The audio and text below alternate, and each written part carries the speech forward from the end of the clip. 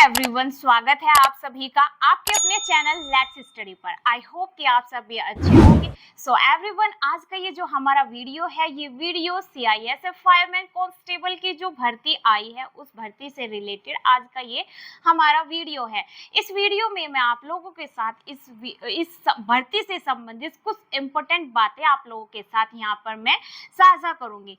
आप सभी से मुझे उम्मीद है इस वीडियो को आप सभी एंड तक जरूर देखेंगे।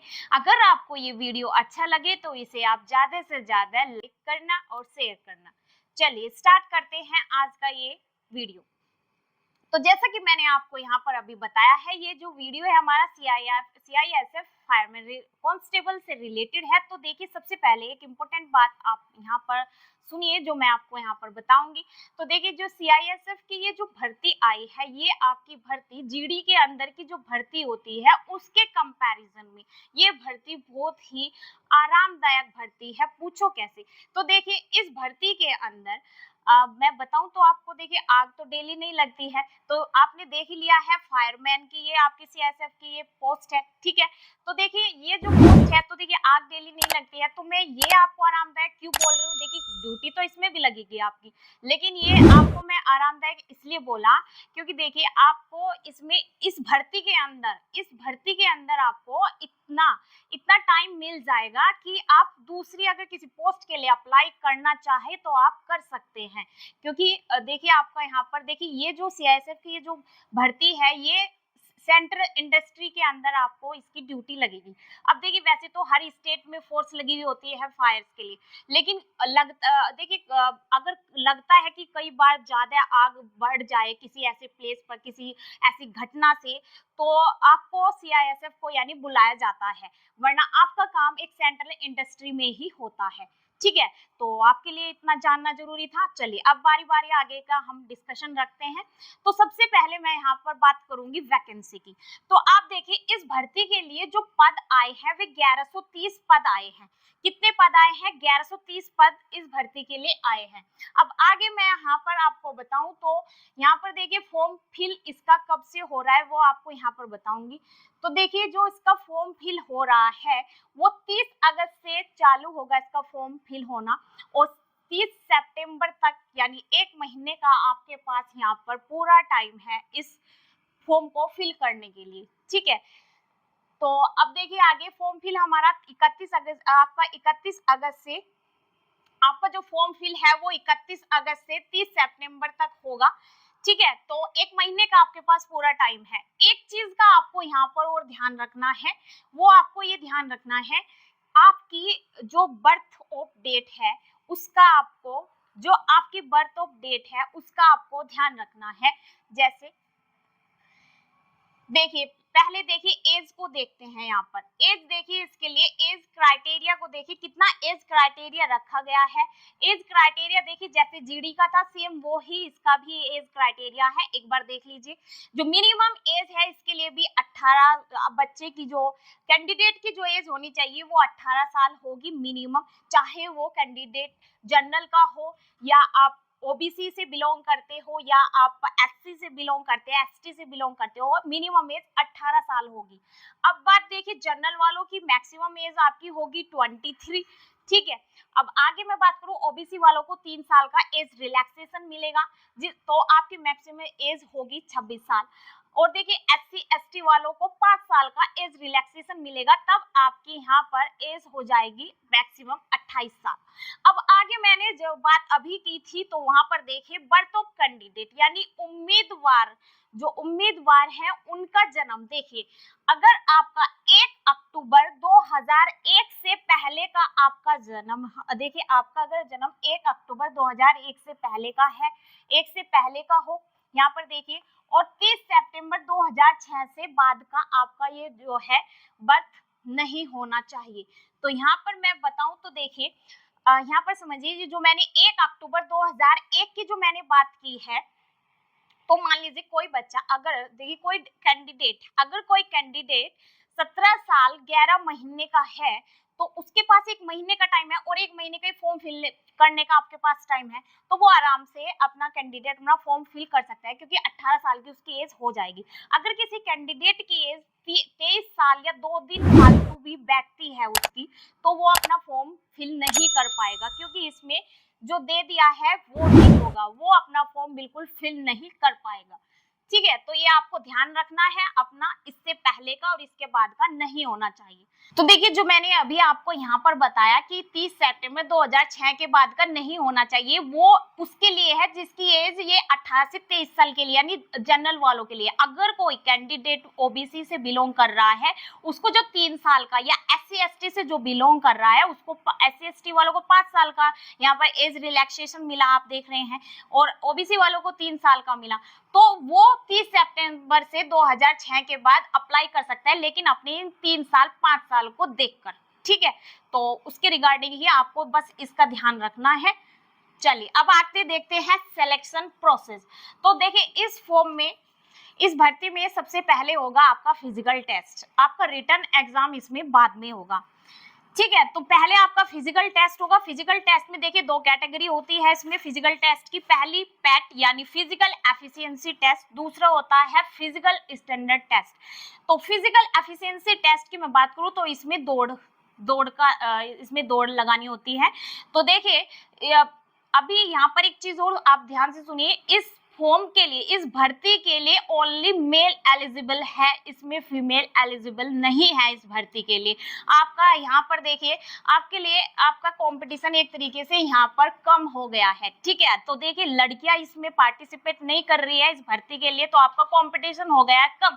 ठीक है, तो यहाँ पर अब देखिए मेल के लिए ही है। यहाँ पर पीएसटी की बात करें तो फिजिकल स्टैंडर्ड टेस्ट, यानी इसमें आपके नाप तोल की बात होगी। तो देखिए आपकी हाइट इसमें होनी चाहिए 170 सेंटीमीटर, आपकी जो चेस्ट है वो होनी चाहिए 80 सेंटीमीटर, चेस्ट का फुलाव आपका 5 सेंटीमीटर, यानी यहाँ पर 85 ये आपका 5 सेंटीमीटर, आपका जो चेस्ट का फुलाव है वो 5 सेंटीमीटर होना चाहिए। ठीक है, अब आगे यहाँ पर मैं जैसे हिल एरियाज हो गए हैं और जो ट्राइबल एरियाज होते हैं, वहां पर मैं आपको बताऊं तो कितना इनका एरिया होता है, मतलब आपका ये जो हाइट है वो कितनी मांगी गई है हिल एरियाज में और ट्राइबल एरियाज में। प्रोसेस, चलिए अब आगे बात करते हैं सिलेक्शन प्रोसेस की। तो सिलेक्शन प्रोसेस में मैं सबसे पहले आपको बताऊं तो देखिए, सिलेक्शन प्रोसेस में आपका इस भर्ती के लिए सबसे पहले आपका होगा फिजिकल टेस्ट, बाद में आपका रिटन एग्जाम होगा। तो फिजिकल टेस्ट में आपको पता ही है, इसमें 2 कैटेगरी होती है, पीईटी और पीएसटी। तो पीईटी यानी फिजिकल एफिशिएंसी टेस्ट, इसमें क्या होता है, इसमें आपको दौड़ लगानी होती है। तो देखिए मैंने अभी तक आपको नहीं बताया है, तो देखिए इस भर्ती के लिए ओनली अप्लाई करेंगे मेल। ठीक है, तो मेल के लिए ये भर्ती एलिजिबल होगी और फीमेल के लिए ये भर्ती एलिजिबल नहीं होगी।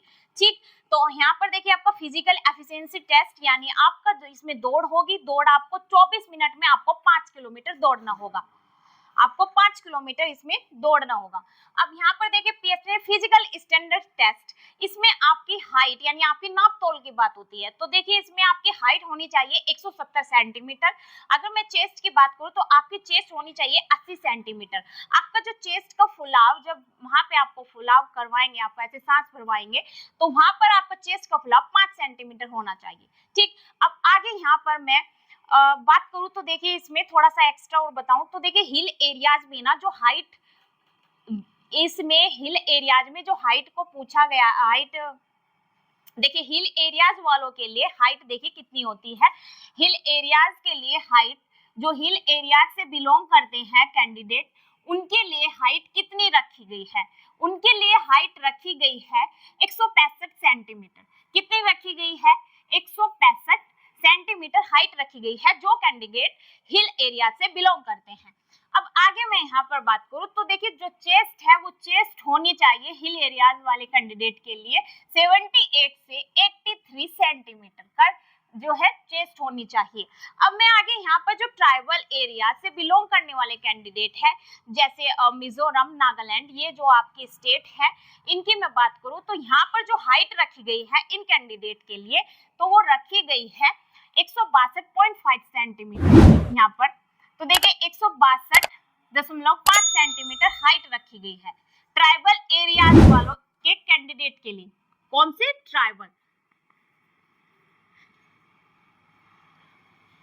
ट्राइबल एरिया से जो बिलोंग करते हैं उनके लिए हाइट रखी गई है 162.5 सेंटीमीटर। जो चेस्ट का फुलाव है, जो चेस्ट होनी चाहिए 77 से 82 सेंटीमीटर। ठीक है, तो चलिए अब आगे बात करते हैं रिटन एग्जाम की। तो रिटन एग्जाम में देखिए, एग्जाम पैटर्न देखिए, आप अभी तक ये नहीं अच्छे से, इसमें जो आपका नोटिफिकेशन आया है भर्ती का, इसमें नोटिफिकेशन में अभी तक ये तय नहीं हुआ है कि आपका जो एग्जाम है वो आपका OMR बेस्ड रहेगा या आपका CBT बेस्ड रहेगा। तो देखिए ये डिपेंड करेगा कैंडिडेट के ऊपर। इस भर्ती को जितने ज्यादा कैंडिडेट, एक तरीके से इस भर्ती के लिए जितने ज्यादा कैंडिडेट अप्लाई करेंगे, तो इस भर्ती के लिए जितने कैंडिडेट अप्लाई करेंगे तो उसके ऊपर फिर ये डिपेंड होगा कि आपका ये एग्जाम OMR बेस्ड रहेगा या CBT बेस्ड रहेगा। तो अगर ज्यादा कैंडिडेट ने अप्लाई किया इसके लिए तो आपका एग्जाम होगा OMR बेस्ड। अगर कम कैंडिडेट इस फॉर्म को, इस भर्ती के लिए कम अप्लाई करेंगे तो आपका एग्जाम होगा CBT। ठीक है, अब आगे बात करते हैं निगेटिव मार्किंग की। तो देखिए यहाँ पर भी आपको इस भर्ती के लिए फायदा है। क्यों फायदा है? क्योंकि इस भर्ती में आपके जो एग्जाम, रिटन एग्जाम होगा, उसमें जो आपका रिटन एग्जाम होगा उसमें निगेटिव मार्किंग नहीं है, उसमें निगेटिव मार्किंग नहीं है। ठीक है, तो देखिए यहाँ पर आपका नो निगेटिव मार्किंग। ठीक है, यहाँ पर भी आपको फायदा है। चलिए अब आगे मैं यहाँ पर सब्जेक्ट बता देती हूँ कि इस भर्ती के लिए क्या क्या सब्जेक्ट है। चलिए अब बात करते हैं सिलेबस की। चलिए अब बात करते हैं सब्जेक्ट की। तो देखिए इस भर्ती के लिए जो सब्जेक्ट है, इस भर्ती को अगर आप अप्लाई करते हैं तो आपके सब्जेक्ट क्या क्या रहने वाले हैं वो आप देखिए। आपका जो पहला सब्जेक्ट पार्ट 1 में होगा जनरल इंटेलिजेंस एंड रीजनिंग, ये आपका पार्ट 1 होगा। पार्ट ए होगा। पार्ट बी में आपका जीके यानी general knowledge and general awareness, इससे आपके क्वेश्चन आएंगे पार्ट 2 में। यानी पार्ट बी में आपका जो पार्ट बी रहेगा जीके एंड जीए का रहेगा। जो थर्ड पार्ट होगा वो अर्थमेटिक का होगा। फोर्थ पार्ट जो आपका होगा वो होगा जनरल इंग्लिश या जनरल हिंदी। आप देखिए ये आपका लैंग्वेज, ये जो आपका सब्जेक्ट है फोर्थ नंबर पे, यानी जो आपका पार्ट डी रहने वाला है वो आपका एक लैंग्वेज होगी। लैंग्वेज आप इन दोनों में से कोई एक ले सकते हैं।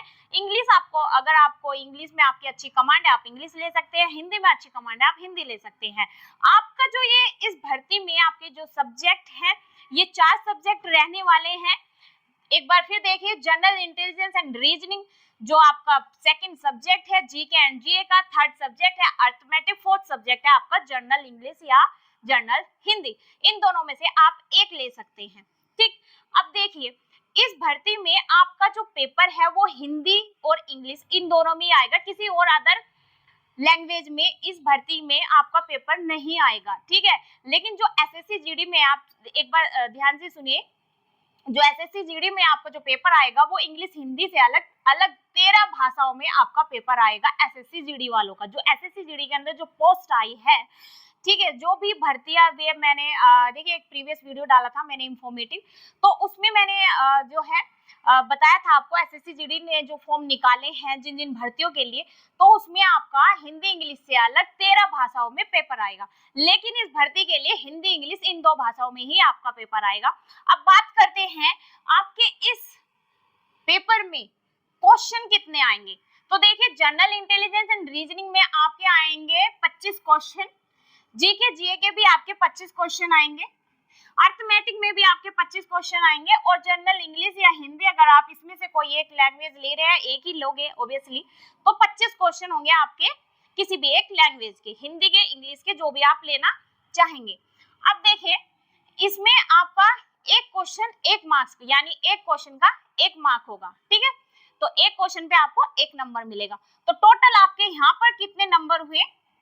टोटल आपके 100 मार्क्स। तो आपका ये जो पेपर होगा, रिटन एग्जाम जो होगा वो 100 मार्क्स का होगा। कितने मार्क्स का होगा? 100 मार्क्स का। अब देखिए आपको ना एक और फायदा इस पेपर के लिए, फायदा ये है कि आपको ये 100 क्वेश्चन, आपको ये 100 क्वेश्चन करने हैं 2 घंटे में, ठीक। तो यहाँ पर मैं टाइम लिखूं तो टाइम इसके लिए आपको मिलेगा 120 मिनट, यानी आपको 2 घंटे मिल रहे हैं इन 100 क्वेश्चन के। आपको 2 घंटे मिलेंगे इन 100 क्वेश्चन के लिए, ठीक है। तो अब यहाँ पर हमने ये देखा, इसका सब्जेक्ट देख लिया है। अभी मैं यहाँ पर एक चीज और आपको बता दूं, देखिए जो आपका फिजिकल टेस्ट होगा ना, वो आपको ओनली क्वालिफाई करना है, ठीक है। उस फिजिकल टेस्ट के आपके कोई मार्क्स नहीं जुड़ेंगे, फिजिकल टेस्ट के आपके कोई मार्क्स नहीं जुड़ेंगे, ओनली आपको क्वालिफाई करना है। मार्क्स जुड़ेंगे आपके रिटन एग्जाम के, ठीक है। तो चलिए अब आगे मैं यहाँ पर आपको बताऊंगी इसके सिलेबस के बारे में कि आपके जीके से क्या क्या आपके टॉपिक आने वाले हैं, रीजनिंग से क्या क्या टॉपिक पूछे जाएंगे, अर्थमेटिक से क्या क्या टॉपिक आएंगे, और आपके जनरल हिंदी या इंग्लिश जो भी आप लेंगे उसमें आपके क्या क्या टॉपिक पूछे जाएंगे।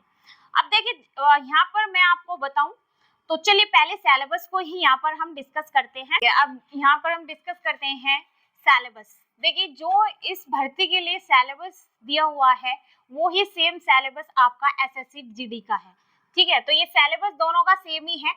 तो देखिए सिलेबस, रीजनिंग के सिलेबस की हम बात करें तो देखिए क्या क्या टॉपिक आते हैं।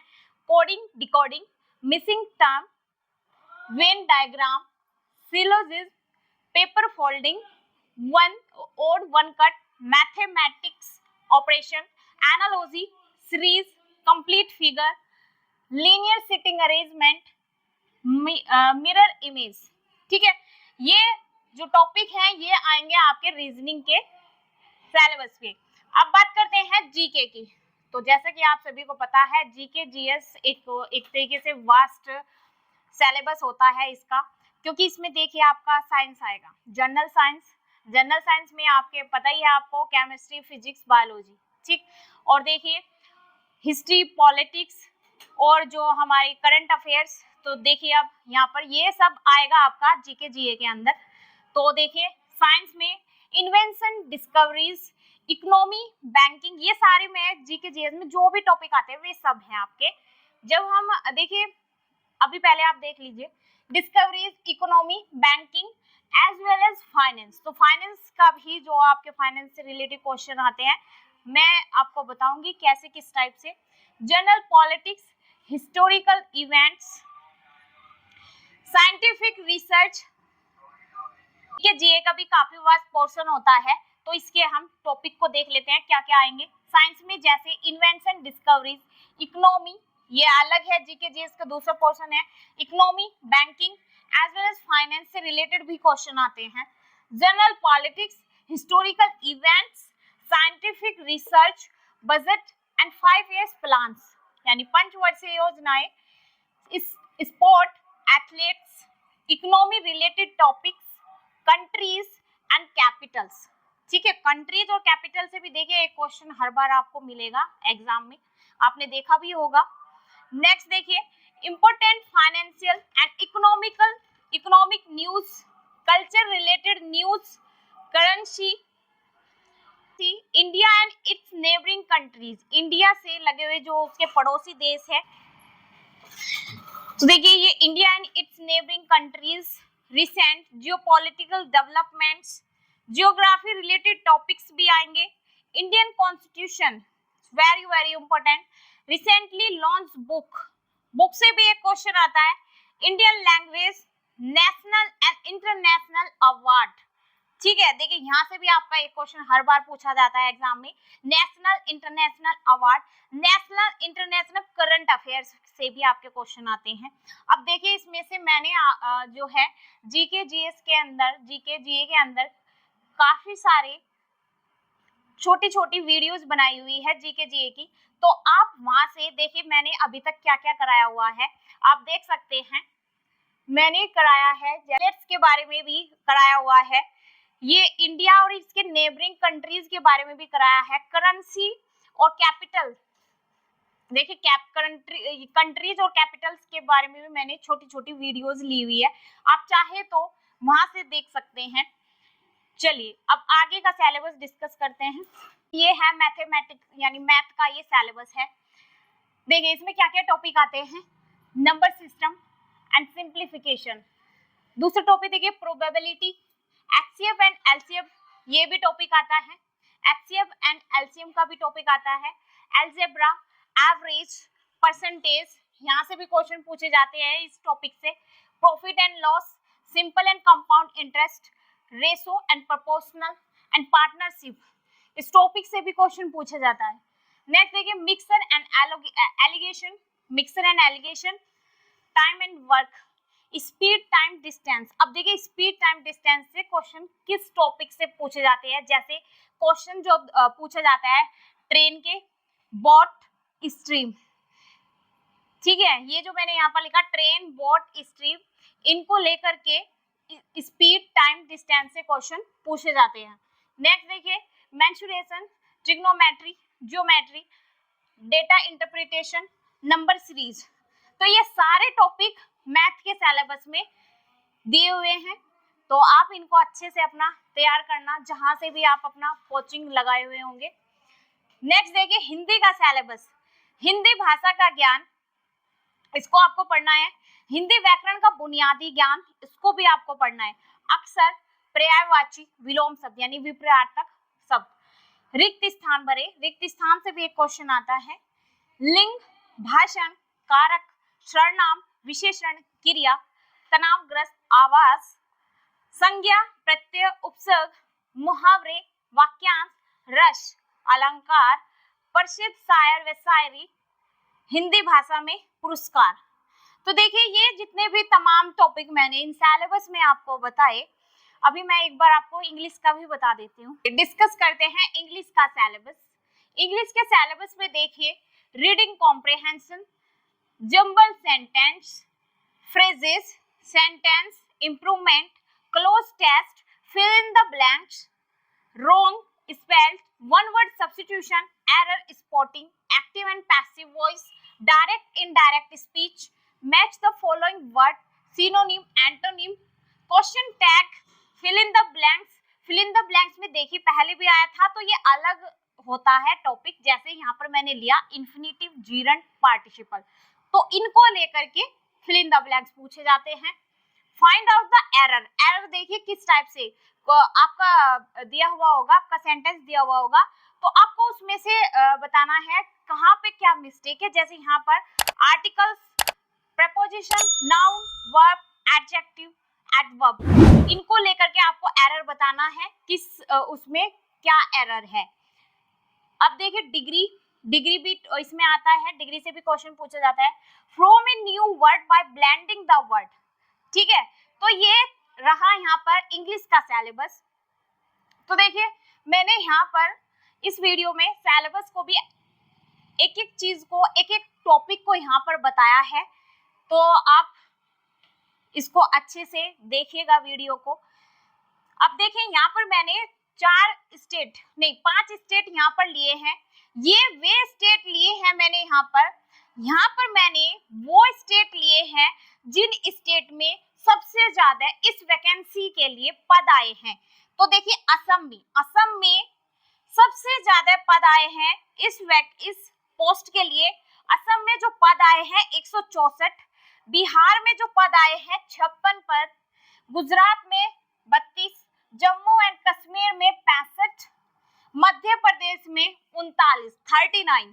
तो देखिए ये 5 स्टेट, असम, बिहार, गुजरात, जम्मू कश्मीर, मध्य प्रदेश, इन स्टेट में सबसे ज्यादा इस भर्ती के लिए पद आए हैं। और इन स्टेट में सबसे ज्यादा अगर मैं बात करूं, देखा गया है कि किन सालों में सबसे कम कैंडिडेट किस स्टेट से फॉर्म भरते हैं, कम भरते हैं, तो वो असम है। असम में ही इस पोस्ट के लिए सबसे ज्यादा पद आए और यहाँ से ही कैंडिडेट सबसे कम इसके लिए अप्लाई करते हैं। तो यहाँ पर देखिए 164 पद है, लेकिन कैंडिडेट इस पोस्ट के लिए कम अप्लाई करते हैं, तो यहाँ पर देखिए कंपटीशन होगा डाउन। बाकी यहाँ पर भी देखिए ज्यादा ही है और भर्ती की कंपटीशन। तो मैंने यहाँ पर मेन वो स्टेट लिए हैं जहाँ से ज्यादा पद मतलब पद दिए गए हैं वैकेंसी, इस वैकेंसी के लिए। तो यहाँ पर आप देख सकते हैं ये वे स्टेट हैं 5 जो मैंने लिए हैं जहाँ पर इस पोस्ट के लिए यहाँ पर ज्यादा पद आए हैं, ठीक है, इस भर्ती के लिए ज्यादा पद आए हैं। तो देखिए ये भी मैंने आपको यहाँ पर अभी बताया कि ये जो असम है, असम स्टेट है, यहाँ पर कैंडिडेट कम फॉर्म फिल करते हैं इस भर्ती के लिए। तो यहाँ पर मेरिट रहेगी डाउन। बाकी वो स्टेट जहाँ पे बहुत ही कम, वो स्टेट जहाँ पे बहुत ही कम दी हुई है पद, यानी बहुत ही कम पद दिए हुए हैं, वहां पर लगेगी बहुत ज्यादा हाई मेरिट। तो आपको इस चीज का ध्यान रखना है। अब एक चीज का आपको और ध्यान रखना है, आप चाहे यूपी से बिलोंग करते हो या बिहार से या असम से या मिजोरम से, कहीं से भी, किसी भी स्टेट से आप बिलोंग करते हैं, तो आपको अपने ही स्टेट से फॉर्म फिल करना है, क्योंकि जो मेरिट लगेगी वो स्टेट वाइज लगेगी। ये नहीं है कि यूपी का बच्चा भरेगा बिहार से, ये नहीं करना है, आपको अपने स्टेट से ही फॉर्म फिल करना है। एक और बात जो मुझे शुरू में बतानी थी, चलो अभी बता देती हूँ। तो देखिए, इस भर्ती के लिए अप्लाई साइंस साइड वाला ही बच्चा अप्लाई करेगा। अगर किसी भी मान्यता प्राप्त बोर्ड से अगर आपने 12th पास की है, इसका जो एबिलिटी क्राइटेरिया है यानी योग्यता, इसके लिए 12th पास होनी चाहिए। आपने 12th अगर साइंस से की हुई है, आर्ट कॉमर्स वाला कैंडिडेट इस फॉर्म के लिए अप्लाई नहीं कर सकता। इसके लिए साइंस साइड वाला ही कैंडिडेट इस फॉर्म के लिए अप्लाई कर सकता है। ये इसके लिए आपको ध्यान रखना है। दूसरा मैंने आपको बताया था, इसके लिए मेल ही अप्लाई कर सकते हैं इस भर्ती के लिए, इसमें फीमेल एलिजिबल नहीं है। तीसरी बात मैंने यहाँ पर जो है बताई थी एज को लेकर, एज मैंने बताई थी 30 सितंबर से और 30 अक्टूबर तक की बताई थी। तो अगर आपकी उससे पहले, उसके बाद की, उसके बीच का अगर आपका लग रहा है कि आप फॉर्म भरने के लिए एलिजिबल है, तो आप इस भर्ती के लिए अप्लाई कर सकते हैं। ठीक है, तो चलिए आज की इस वीडियो को यहीं तक रखते हैं। अगर फिर भी इस वीडियो में मैंने सब कुछ मेन इंपॉर्टेंट बातें बताई है, फिर भी अगर कोई आपको लगता है कुछ छूट गया है, तो आप मुझसे कमेंट बॉक्स में पूछ सकते हैं। अगर आपको ये वीडियो अच्छा लगा हो तो इसे ज्यादा से ज्यादा लाइक करें, शेयर करें, और चैनल को मेरे इस चैनल पर पहली बार आए हैं, चैनल को सब्सक्राइब करना ना भूलें। Thank you so much.